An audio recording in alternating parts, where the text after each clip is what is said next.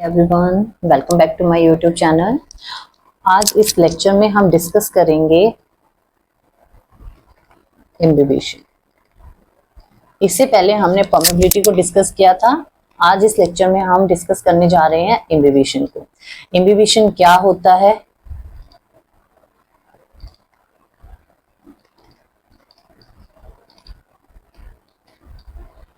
उसके बाद हम करेंगे स्टडी इम्बिबिशन प्रेशर को।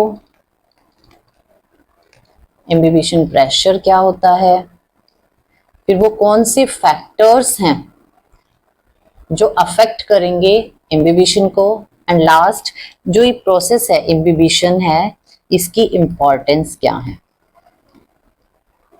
वन बाय वन हम डिस्कस करते हैं। सबसे पहले हम स्टार्ट करते हैं what is imbibition. Imbibition actual में है क्या। Okay, let's start. देखिए, इम्बिबिशन क्या है, इम्बाइब करना किसी चीज को, इम्बाइब करना या क्या करना, एब्जॉर्ब करना। अब किसी चीज को कोई चीज एब्जॉर्ब करेगी, ठीक है, कहां पर करेगी, एब्जॉर्प्शन क्या है, ये सबको पता है कि जो एब्जॉर्प्शन है वो क्या है, एक सरफेस फिनोमिना, ठीक है। एब्जॉर्प्शन क्या है, एक सरफेस फिनोमिना। तो यहां पर क्या होगा, एब्जॉर्प्शन होगा, सरफेस पे होगा, किसका एब्जॉर्प्शन होगा और किसकी सरफेस पे एब्जॉर्प्शन होगा, ये चीजें आपको ध्यान में रखनी है। यहां पर देखिए, कोई भी सब्सटेंस अगर आपके पास है, सब्सटेंस, उसके सॉलिड सरफेस पर क्या होगा, एब्जॉर्प्शन होगा। ओके, और किसका एब्जॉर्प्शन होगा, लिक्विड मॉलिक्यूल्स का। समझ आया।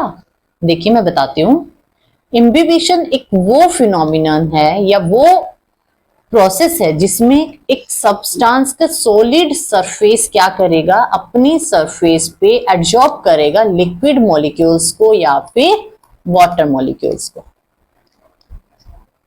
यहां पर क्या होगा, सिर्फ एब्जॉर्प्शन होगा, कोई सॉल्यूशन प्रिपेयर नहीं होगा, ठीक है, सॉल्यूशन नहीं बनेगा, बल्कि क्या हुआ है, यहां पर एब्जॉर्प्शन हुआ है, ठीक है।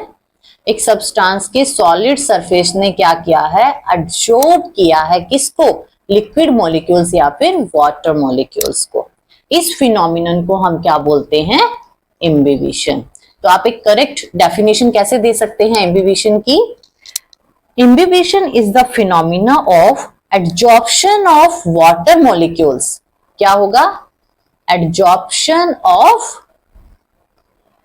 Water molecules on the solid surface, on the solid surface or solid particles of a substance,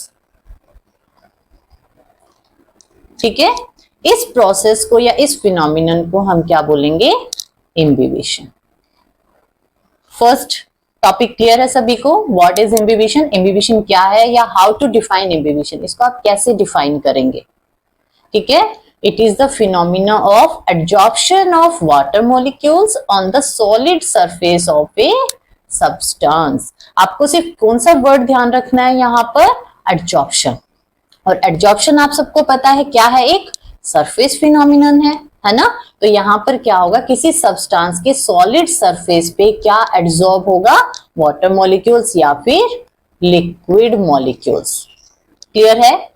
अब अगर हम बात करें एग्जाम्पल्स की, जो इम्बिबिशन है उसके आपके पास इम्बिबिशन के एग्जाम्पल्स, अगर आपको प्रूफ देना है कि इम्बिबिशन रियल लाइफ में कैसे होता है, ठीक है, तो उसके लिए आप कुछ एग्जाम्पल्स देंगे। जैसे सबसे पहला एग्जाम्पल आप क्या कीजिए, एक वुडन ब्लॉक लीजिए, ठीक है, उसको क्या करना है, आपको वाटर में डिप करके और छोड़ देना है। थोड़े टाइम के बाद आप क्या देखोगे कि वो जो वुडन ब्लॉक है वो क्या कर गया, स्वेल कर गया। ऐसा क्यों हुआ, ऐसा इसलिए हुआ कि वुडन ब्लॉक ने क्या किया, अपने सॉलिड सरफेस पे क्या किया, इन वाटर मॉलिक्यूल्स को एब्जॉर्ब कर लिया, ठीक है, इसीलिए वो क्या हो गया, फिर स्वेल कर गया। क्लियर है? आप कुछ ये भी दे सकते हैं, जैसे आप अपने किचन में क्या करते हैं, आपके पास जो ग्राम्स हैं, ठीक है, उनको आप क्या करते हैं, ओवरनाइट वाटर में सॉक करके रखते हैं, और मॉर्निंग में जब आप देखते हैं तो आपको क्या मिलता है, जितने भी ग्राम सीड्स हैं वो क्या हो गए, स्वेल हो गए। वो स्वेल क्यों हुए? क्योंकि उन्होंने वाटर मॉलिक्यूल्स को क्या कर लिया, अपनी सरफेस पर एब्जॉर्ब कर लिया। क्लियर है? इसके आप और भी बहुत सारे एग्जांपल्स दे सकते हैं, जैसे प्लांट सिस्टम की अगर हम बात करें, उसमें जो एब्जॉर्प्शन होता है वाटर का बाय सेल वॉल, या फिर जो भी सीड कोट है, सेल वॉल ने वाटर को एब्जॉर्ब किया है, वहां पर ये एग्जांपल दे सकते हैं। या फिर जो भी सीड कॉट की ब्रेकेज होती है या फिर रप्चरिंग होती है, वो भी किसकी वजह से होती है, इसी प्रोसेस की वजह से होती है। ठीक है, अब यहां पर एक छोटी सी टर्म आती है, इम्बिवेंट्स। इम्बिवेंट क्या होता है? देखिए यहां पर क्या हुआ था, इम्बिबिशन में क्या हुआ था, एक सॉलिड सरफेस ने, है ना, किसी भी सब्सटेंस के एक सॉलिड सरफेस ने क्या किया था, एब्जॉर्ब किया था, किसको, वाटर मॉलिक्यूल्स को, या लिक्विड मॉलिक्यूल्स भी आप बोल सकते हैं। ठीक है, तो उस सॉलिड सरफेस को जो क्या शो कर रहा है, एब्जॉर्प्शन शो कर रहा है, उस सॉलिड सरफेस के लिए हमने एक पर्टिकुलर टर्म को यूज किया है, उसको हम क्या बोलते हैं, इम्बिवेंट्स। उस सॉलिड सरफेस वाले सब्सटेंस को जो क्या करता है, एब्जॉर्प्शन करता है, किसका, वाटर मॉलिक्यूल्स का, उसको हम क्या बोलेंगे, इम्बिवेंट्स। क्लियर है? इम्बिवेंट्स क्या होता है, इम्बिबिशन क्या होता है, और एग्जाम्पल्स जो इम्बिबिशन को प्रूव करते हैं वो कौन कौन से हैं। आई थिंक यहां तक आपको कोई प्रॉब्लम नहीं आएगी, ये सबको क्लियर होगा। अब हम नेक्स्ट डिस्कस करते हैं इम्बिबिशन प्रेशर।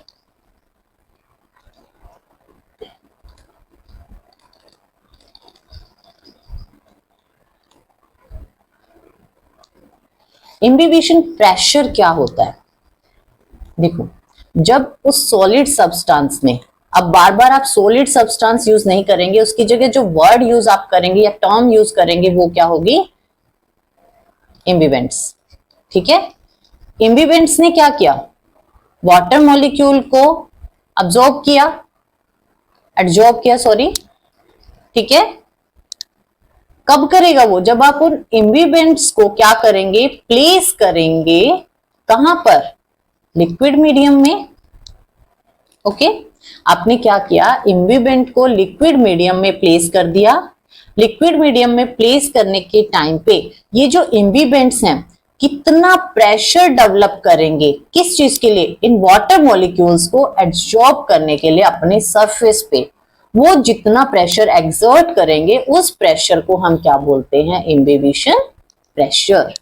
यहां पर आपने देखो क्या किया, आपने इम्बिवेंट को सबमर्ज कर दिया या डिप कर दिया एक प्योर इम्बाइबिंग लिक्विड के अंदर।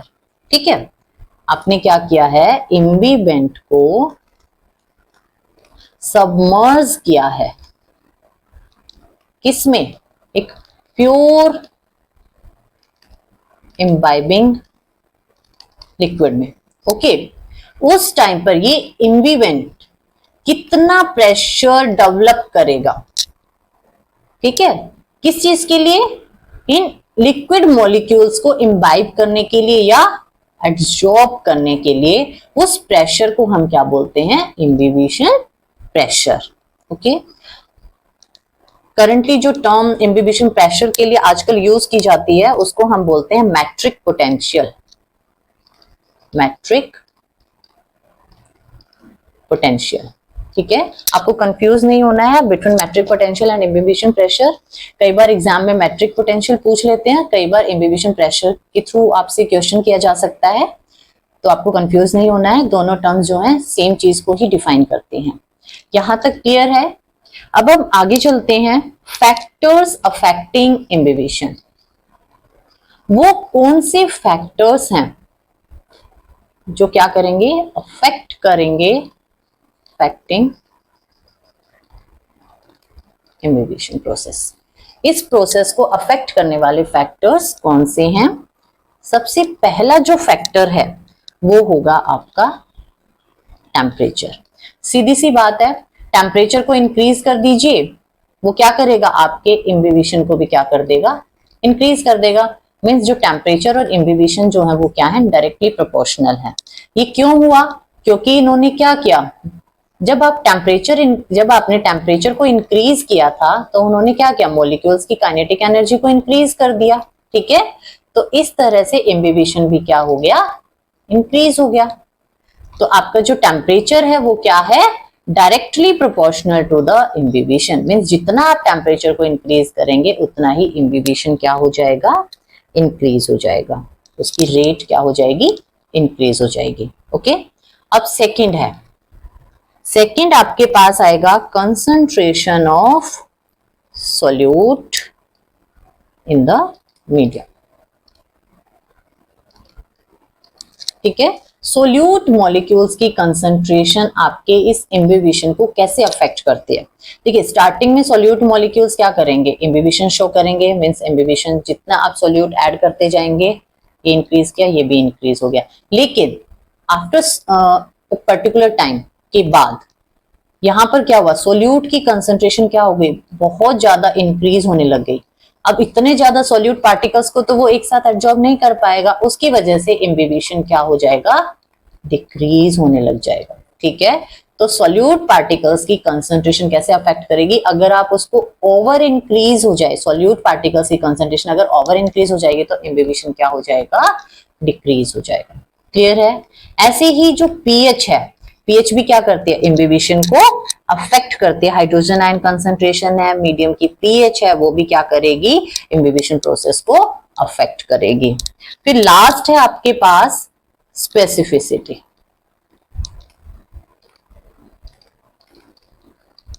स्पेसिफिसिटी में क्या आएगा, स्पेसिफिक नेचर। स्पेसिफिक नेचर क्या होगा कि जो इम्बिवेंट है वो क्या करता है, अपने वाटर मॉलिक्यूल के साथ या इम्बाइबिंग मॉलिक्यूल्स के साथ क्या करता है, इंट्रैक्शन करता है, एक स्ट्रॉन्ग बॉन्डिंग बनाता है।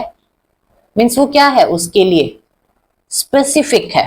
ठीक है, एक दूसरे के लिए ये क्या है, स्पेसिफिक है। जितनी ज्यादा स्ट्रॉन्ग बॉन्डिंग होगी, जितनी ज्यादा अच्छी इंट्रैक्शन होगी वाटर मॉलिक्यूल्स में और उस सॉलिड सरफेस में, उतना ही इम्बिबिशन क्या होगा, गुड होगा।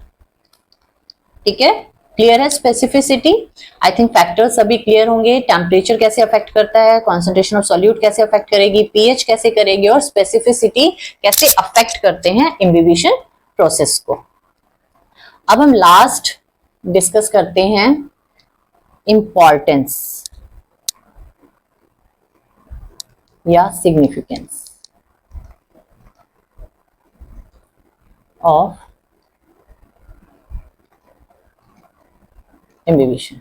ठीक है, इसमें देखिए सबसे पहली जो इंपॉर्टेंस है, आप अपने किचन में जाइए, आप क्या करते हैं, ग्राम्स को सॉक करते हैं वाटर में,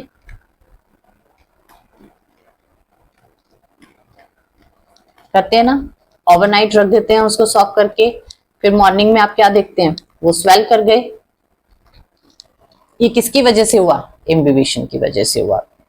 सेकंड, अगर हम इसका एग्जाम्पल लें, germination of seeds, germination of seeds वही सेम रहेगा। सीड्स को भी अगर आप सॉक करेंगे वाटर में तो वो क्या करेंगे, उसकी जो आउटर लेयर होगी वो क्या करेगी, वाटर को एब्जॉर्ब करना स्टार्ट कर देगी, जिसकी वजह से वो क्या हो जाएगी, सॉफ्ट हो जाएगी, उसकी रप्चरिंग जो है वो इजी हो जाएगी और इजीली सीड्स क्या करेंगे, जर्मिनेट कर जाएंगे। ओके, उसके बाद जो थर्ड आपका बेस्ट एग्जांपल अगर आप इसमें दे सकते हैं तो वो क्या होगा, ब्रेकिंग ऑफ टेस्टा।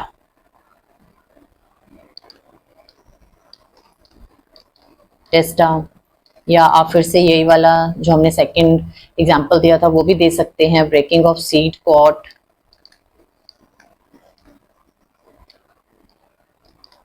ओके, एक छोटा सा जब हम रूट्स में डिस्कस करेंगे, रूट्स के साथ, वो देखिए वो कैसे होगा।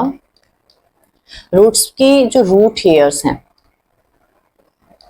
रूट हेयर्स होंगे और जो रूट हेयर्स की वॉल होगी, वॉल ऑफ रूट हेयर्स। ध्यान से समझना, ये जो वॉल है रूट हेयर्स की वो डायरेक्टली कांटेक्ट में आएगी वाटर के, तो वो क्या फिनोमिना शो करेगी यहां पर, एडजॉर्प्शन को।